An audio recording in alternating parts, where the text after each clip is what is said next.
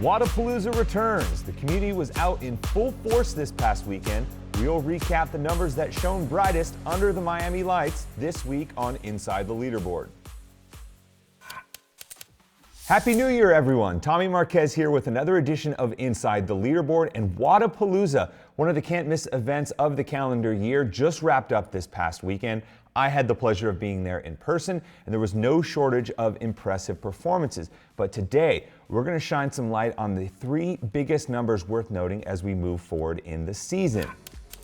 First up, we have 14. Yes, that's my lucky number, but no, that's not why I picked it, because there were 14 individual women in the elite division this year aged 23 or younger. Half of them finished in the top 20 in this loaded field, and more than half of them already have some experience competing at the games in some capacity. Next up, 29.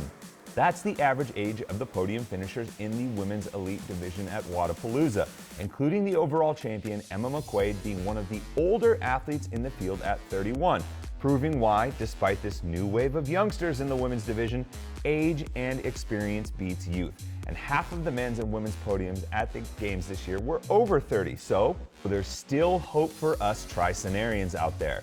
So I guess it's fitting that the final number this week is 30. There were 30 individual games athletes between the men's and women's elite fields, making Wodapalooza one of the best perennial proving grounds for up-and-comers to showcase that they're ready to take the next step. And let's take that step one step further and hit depth on why success for newcomers matters. Each year, multiple athletes that crack the top 10 at Wodapalooza go on to make their rookie games appearance that same year. 2018, we had Brenda Castro and Tim Paulson.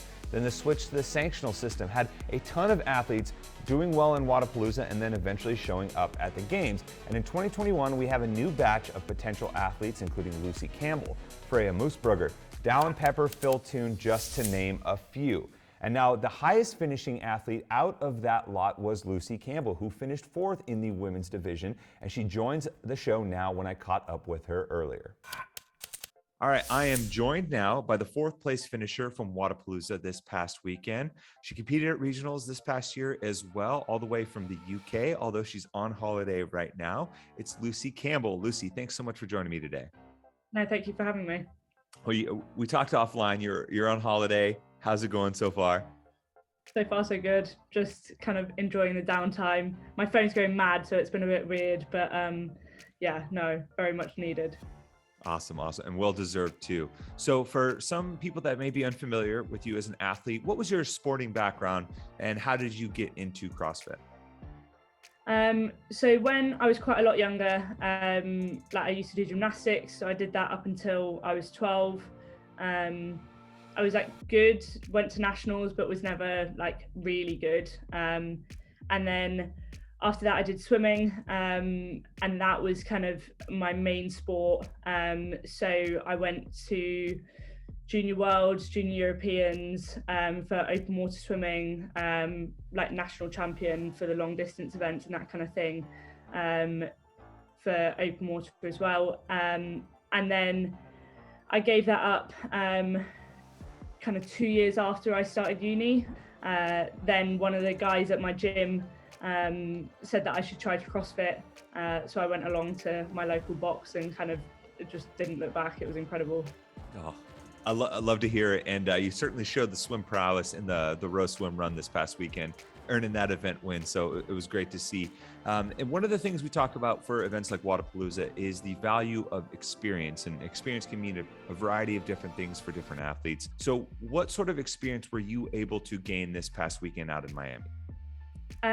So for me, Miami was all about kind of going to this kind of next level event with all the big names, the games athletes and everything like that, and trying to actually just stay in my lane and focus on my events and carrying out the strategy that I'd planned with my coach, and trying not to get drawn in too much to what was happening around me, who was around me, and all that kind of thing.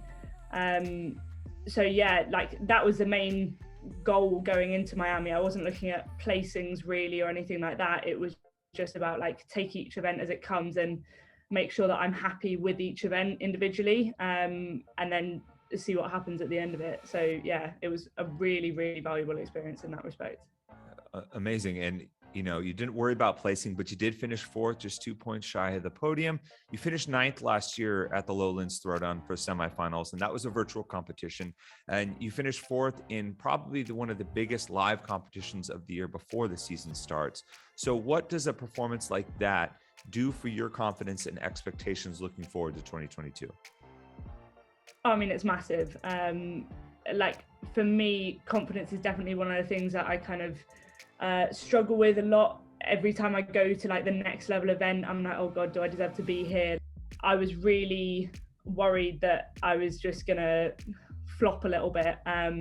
So yeah, no, it was huge going into this season, knowing that actually on one of the biggest events of the year, like one that when I just started CrossFit, I was like, oh, that would be incredible to compete at.